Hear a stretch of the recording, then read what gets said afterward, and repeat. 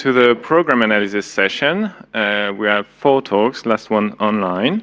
And our first talk is Solvable Polynomial Ideals by John. So take it away. Sure. So hi everyone, I'm John. I'm here to talk about our paper, which is Solvable Polynomial Ideals, with this sort of tagline, which is kind of a pun, which is this ideal reflection for program analysis. So this was joint work with Zach. All right, so this paper is about generating summaries involving polynomials for programs, and I want to sort of summarize 2 lines of prior work within this area, sort of very vaguely and broadly. So on the left-hand side of the screen, I want to sort of consider prior work that generates summaries for sort of arbitrary programs, not really putting much restriction on the program syntax, and so you might have programs with nested loops or branches within said loops, sort of anything is fair game. So the advantages of sort of those works is, of course, they work for arbitrary programs. They'll always be able to provide some sort of information.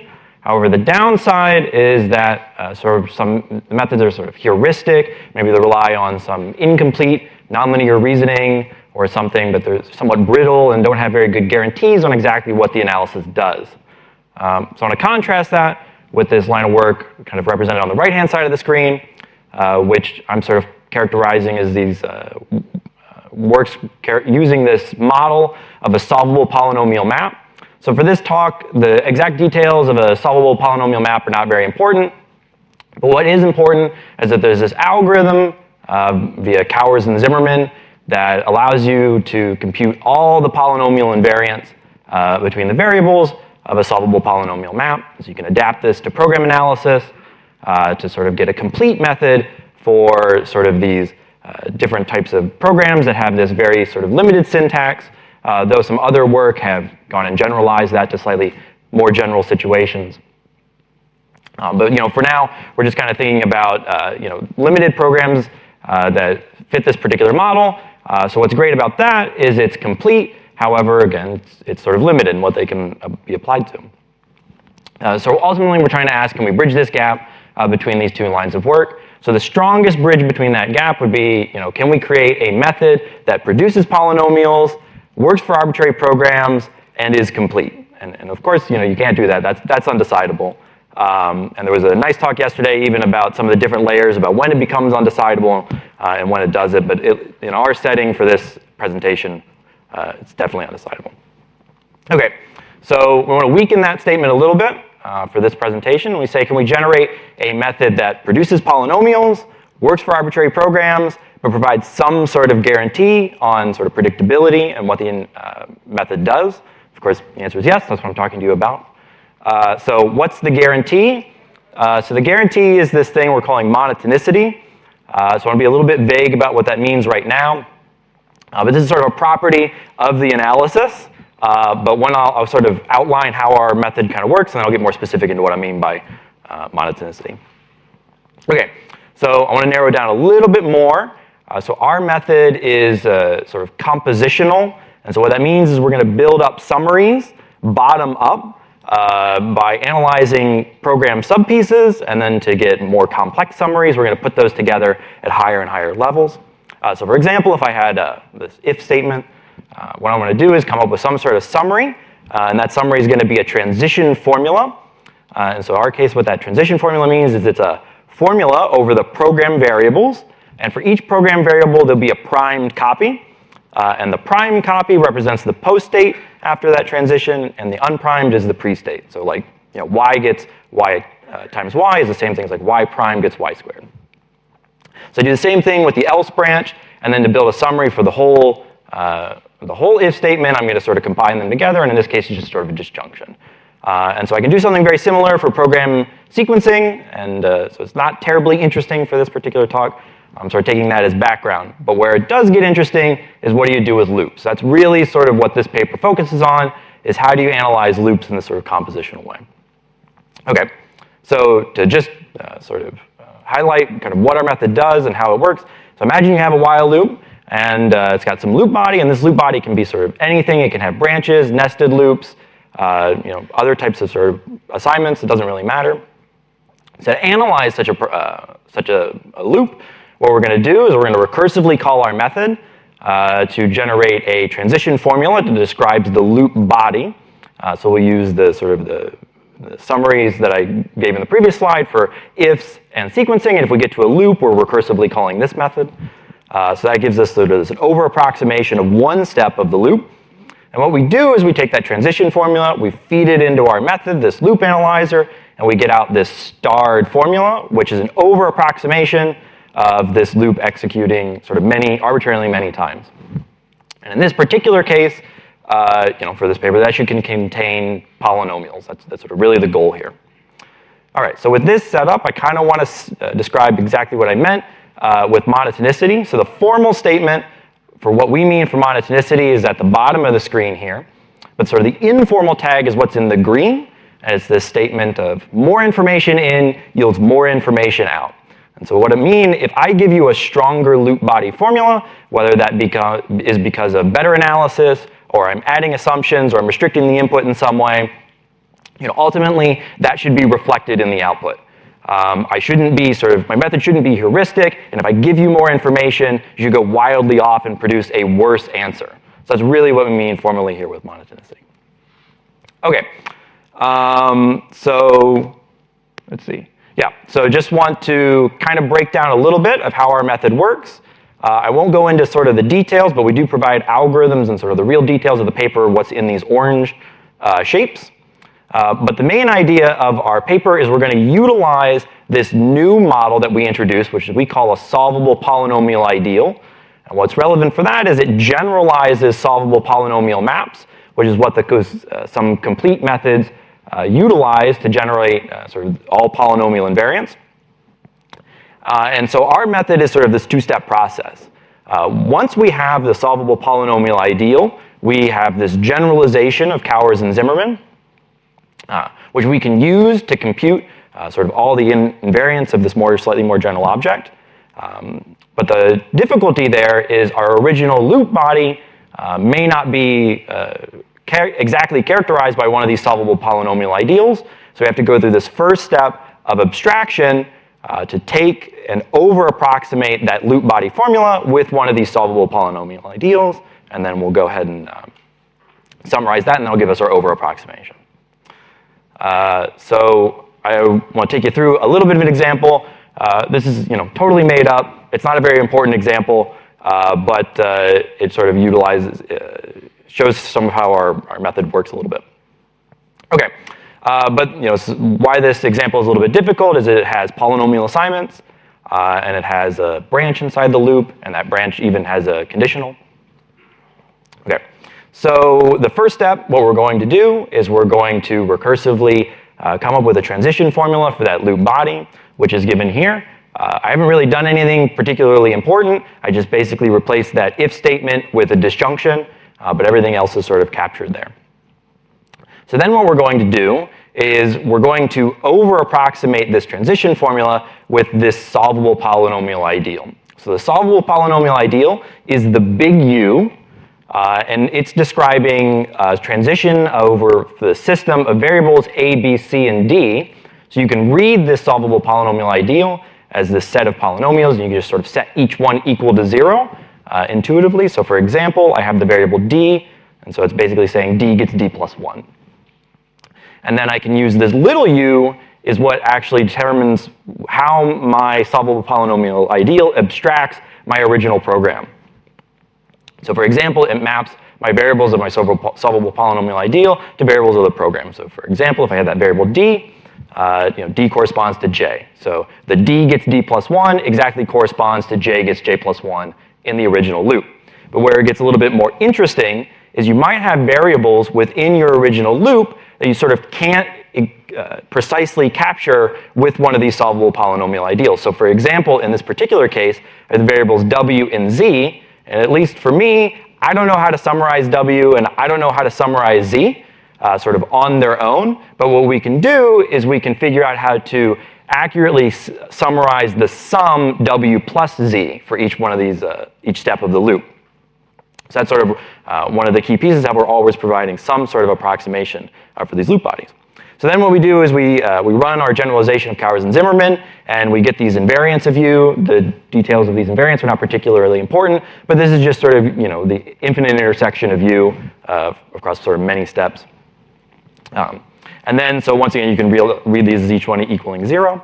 So then to get an overall summary for my original loop, all I need to do is set each one of these equal to 0, and then I can use my little u, which maps my variables with big U to my program variables. And so for example, if you look and find like a C in there, C gets mapped to W plus Z, and so we're not able to capture the variables W, we're not able to capture the variable Z precisely, but we're able to capture this term W plus Z precisely.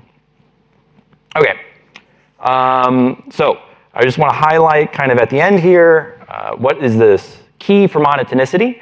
And so monotonicity results really from two key features of our method.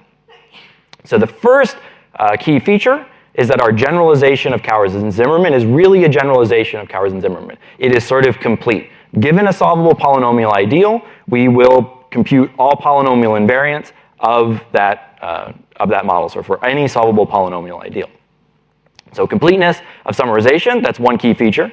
And the second key feature is our abstraction method does not just produce some over approximation, it actually produces a best over approximation of one of these transition formulas as a solvable polynomial ideal.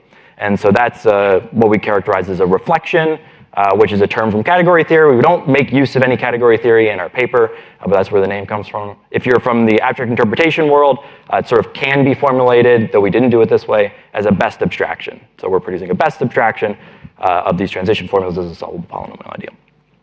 Those two key features together get you monotonicity.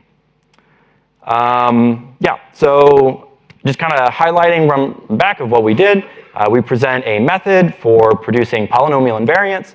It's robust because it's monotone, and it's even complete for some loops, basically where you don't really do much abstraction in the first step. Then we're computing all polynomial invariants. But in general, we're always monotone.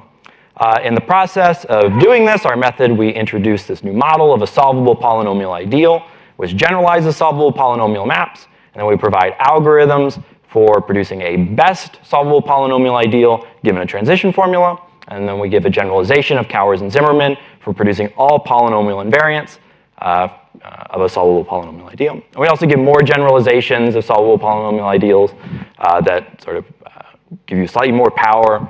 You can find more details in the paper. And then finally, our method is not just theoretical. We implemented all these methods, and we ran them on some SVComps benchmarks. And so we sort of divided the SVComp benchmarks into two different categories. We sort of have these loops, which are general set of benchmarks that do not necessarily require nonlinear invariants. And so we were sort of competitive on those examples. And I'd say there's a separate set, which were these nonlinear arithmetic benchmarks that do require nonlinear invariants. So these involved examples such as the extended Euclidean algorithm, computing the GCD of two numbers. That involves a multiplication in there. We were a leader in those set of benchmarks. So yeah, so that's pretty much what I wanted to say. I do have extra slides if anybody wants to hear about any more of these methods a little bit more in detail, but that was just kind of the overall highlights. So thanks.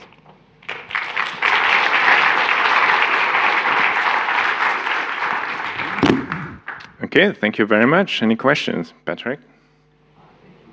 When you have obtained your over-approximation, could you reuse this for classical analysis to take tests into account and as an upper bound bounding this classical analysis?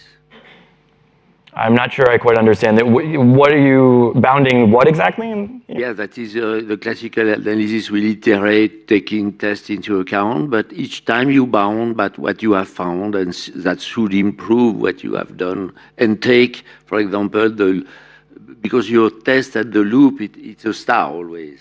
If you put something, then you iterate classically, bound by the polynomial, you will improve it. So if we did, so our method is not iterative, but you're saying if it was iterative, we...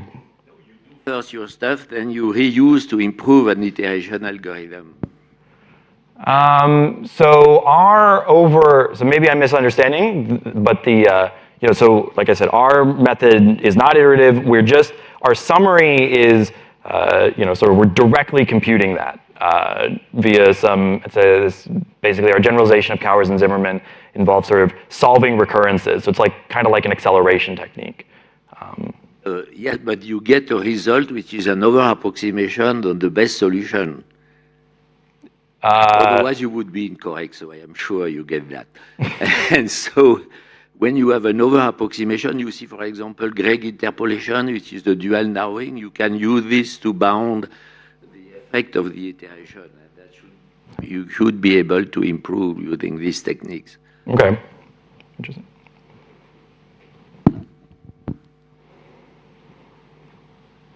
So maybe related to this question, if you go to your example, running example, right? So you mentioned that there was an if then else, right?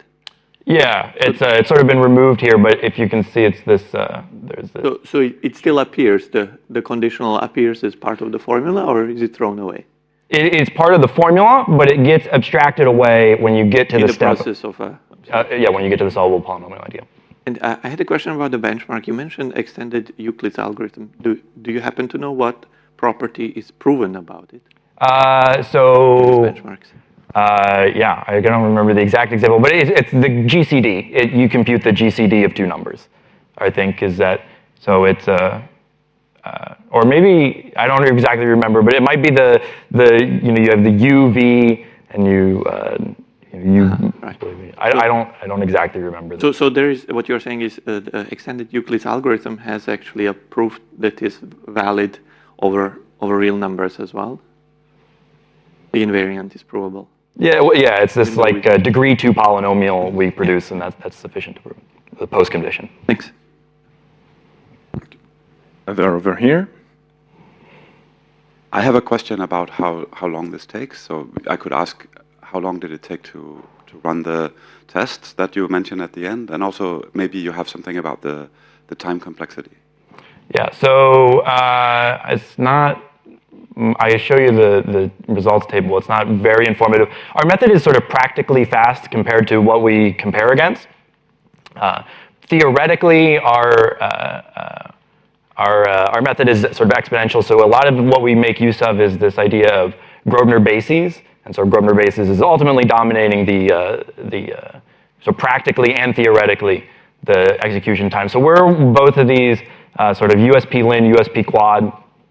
It's not very helpful, but so the big 1130, 1750, those are our running times in seconds over the whole suites for loops and MLA, and it's sort of reasonably compares with sort of other methods like VariAbs and Ultimate Atomizer in those particular cases.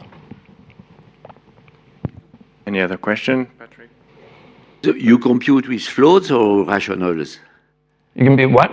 Your computation, they are floats or rationals? They're sort of either or is fine. So the actual logic can interpret floors, but I will say in practice, those are sort of really it's just rationals. Sort of like we're producing rational polynomials. And it does not explode? No. Well, I mean, some cases it does. I'd say it's kind of at the edge for some of these examples, and like if you get a little bit bigger, it starts getting a little, quite a bit more expensive. But anyway. Quick question: the summary, I assume you start from true, the summary of the loop. You know nothing. What would the loop compute? If we know nothing, I'm asking. So I mean, nothing. This is the classic definition of summary. So am I assuming correct that is what you're doing? So let's see. So like if we didn't know anything about the loop, or when you start the loop, you know nothing about the state, and you say from any given state where you would end up, right?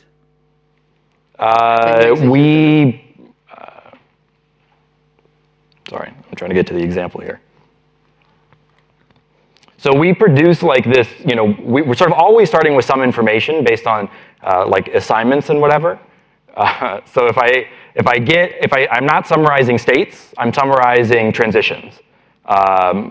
between programs. So I'm summarizing how x transforms between x and x gets decimal. My question was that can I have contextual information that would change your summary in a particular context, what it would be, rather than the general summary of the loop? So that was. I see. Yeah, so our method does not make use of any context. You could imagine like a forward pass, which we sort of sometimes do, where you pass some information, but essentially we're assuming nothing about the inputs. So it's totally without context. Okay, let's thank John again.